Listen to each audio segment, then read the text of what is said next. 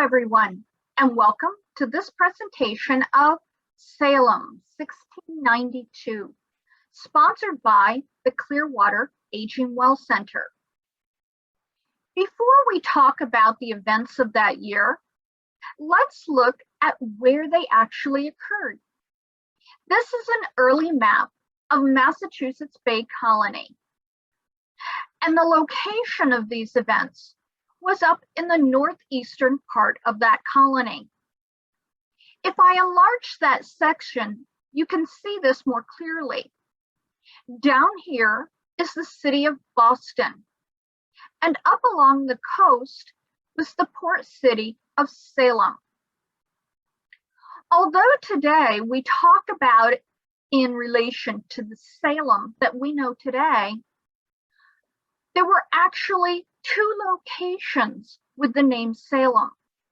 There was the port town, that's the modern city, but there was also another community, Salem Village, which was to the west of Salem town and primarily a farm community. This is actually where the events all started, in Salem Village, what is today modern town of Danvers, Massachusetts.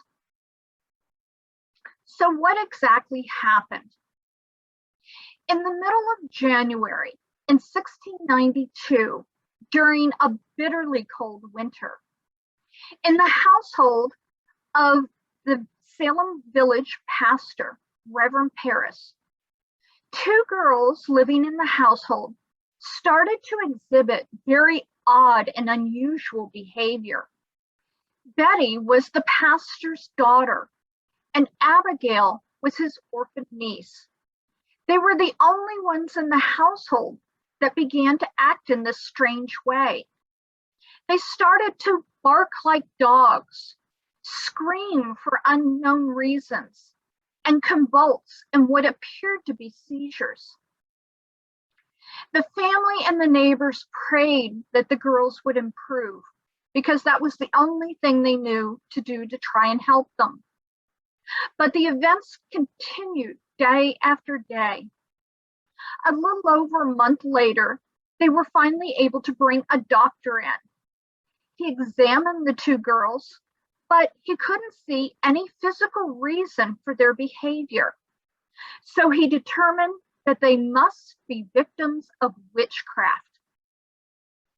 Once a diagnosis was made, the girls started to accuse people in the nearby village of being the witches who were afflicting them and attacking them through supernatural means.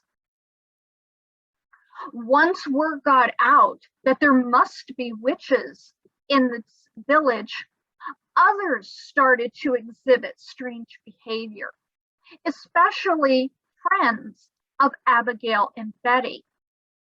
And they started to name even more people in the village. On February 29th, the first three to be named by the girls were arrested. This was Sarah Good, Sarah Osborne, and Tituba. Tituba was an African or West Indian slave owned by Reverend Paris. On March 1st, one by one, each of these three women were brought before a judge for interrogation. The first was Sarah Good. She claimed that she was innocent and was not a witch and had not been harming the girls. The judge declared that she had lied and ordered that she be taken to prison to await trial. Sarah Osborne was brought before the judge. She claimed that she was innocent and not a witch and had not harmed the girls. Once again, the judge declared that she must be lying and ordered her to be taken to prison to await trial. Next was Tituba. She saw what had happened to Sarah Good and Sarah Osborne and decided to take a different tack to see if she might be able to save herself. Instead of claiming that she was innocent, she confessed to the witchcraft, but she blamed Sarah Good and Sarah Osborne for forcing her to participate, and claimed that not only those two women, but that other people in the village were also witches. Once it was declared that there must be other witches, things quickly escalated even further. Between March and May, more and more people claimed to be afflicted and started accusing others. It quickly spread to nearby towns, such as Andover, Massachusetts, and even into Salem town. As it did, the people being accused were higher and higher on the social ladder. And more people, in an effort to save themselves, began to confess once they were accused, and provided names of yet more people. The first trial took place on June 2nd. The governor had called a court of oyer and terminer. This was to hear and determine. The first to be brought for trial was Bridget Bishop. Although she declared that she was innocent, the judges declared that she was guilty and sentenced her to hang, which they did on June 10th. Throughout the summer and early fall, more and more were accused. In all, 189 had been thrown into prison. This included young and old, men and women, such as elderly and respected Rebecca Nurse, the former Salem village pastor, Reverend George Burroughs, and even a 4-year-old girl named Dorothy or Dorcas Good. 19 of these were hanged, and 5 died of other causes while imprisoned. One of the most talked about is a man named Giles Corey. He had refused to participate in the proceedings, even though he was accused of witchcraft. According to English law, which was in effect at the time in the colonies, you had to declare whether you were innocent or guilty before you could be taken to trial. Giles Corey refused to enter a plea, so they began to torture him by means of pressing. They laid him between 2 wooden boards and started to pile boulders on top, torturing him and telling him he must enter a plea of innocent or guilty. Giles Corey still refused to participate. Legend says that his only words were "more weight." So they continued to pile more boulders on top of him until eventually he was crushed to death, but he never entered a plea.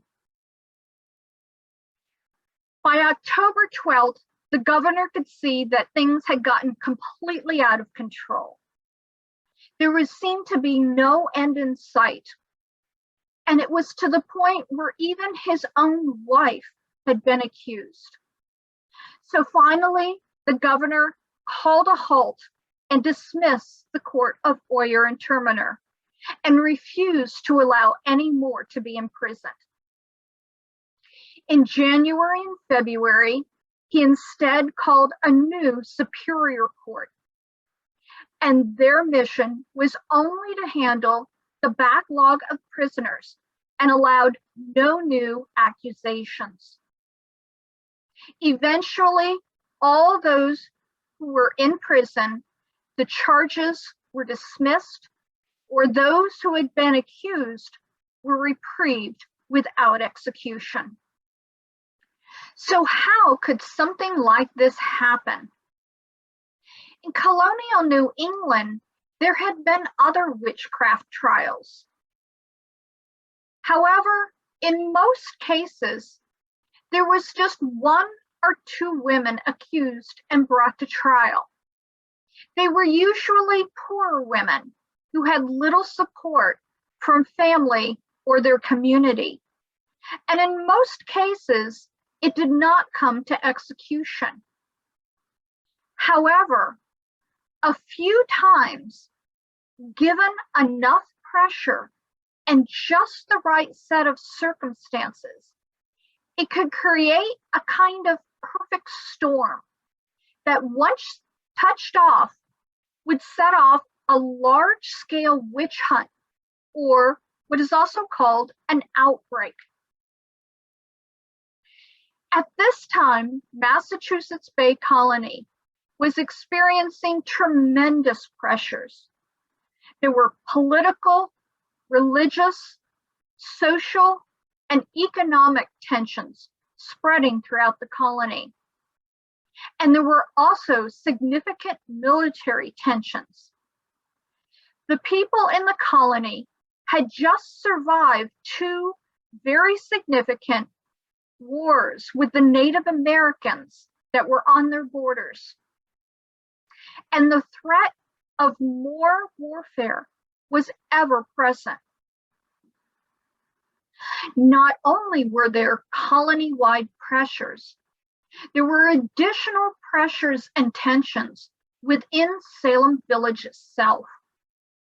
Many of the people who lived in the village resented the control that Salem town had over them, and they wanted to gain their independence, and so far had failed. There were also a number of border disputes, which caused unrest among neighbors and neighboring towns. All of these tensions came to be focused on the church in Salem village and who had control over it, and whether it should be the pastor, Reverend Paris. The town split between two factions: those who supported Reverend Paris and those who wanted him gone. These two factions revolved around the two most influential families in the village, the Putnams and the Porters. So it's not exactly a coincidence that as the events of 1692 unfolded, those who were among the strongest accusers were the Putnam family and their supporters. And those who were among the accused were the members of the Porter family and their supporters. But what about these strange afflictions and behaviors? The most likely scenario is that, at least initially, they were due to psychological stress. Again, it's probably not a coincidence that the first events took place in the household of Reverend Paris, which was such a focal point of all of the tensions in Salem village. The girls in the household must have been more susceptible than some of the others and started to exhibit behavioral problems due to this stress. Then, once word got out that there must be witches actively working in the village, hysteria started to account for some of the other people who were claiming to be afflicted and exhibiting the strange behavior.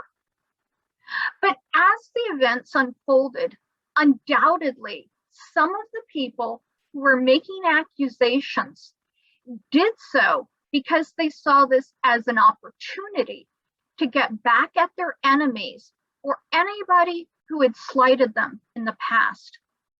In addition, many of them probably were also claiming to be afflicted as a way to deflect any possible accusations against themselves. You have to put this in the context of the New England world at the time and what their beliefs and mindset were. At this time, New England was predominantly Puritan, and they believed in the literal words of the Bible. In Exodus 22:18, it states, "Thou shalt not suffer a witch to live." If the Bible says that there are witches, it must be true. Puritans believed that the devil was very real and that he played an active role in the world around them. Witches were people who had made deals with the devil in order to gain power and torment others. New England ministers of the time regularly preached about the dangers of temptation caused by the devil and the very real presence of witches among them. Books about the various trials that were occurring throughout New England were widely distributed, so information about these cases would have been commonly known and believed to be true. In the end, it all comes down to the age-old question of why do bad things happen to good people? In the world of colonial New England Puritans, there were only two possible answers. One was that they must be bad people, and they had done something to cause God to punish them. But of course, who wants to believe that that could possibly be true about them? So the other answer must be the case. That answer was witchcraft. On behalf of myself and the Clearwater Aging Well Center, thank you so much for joining me today for this presentation.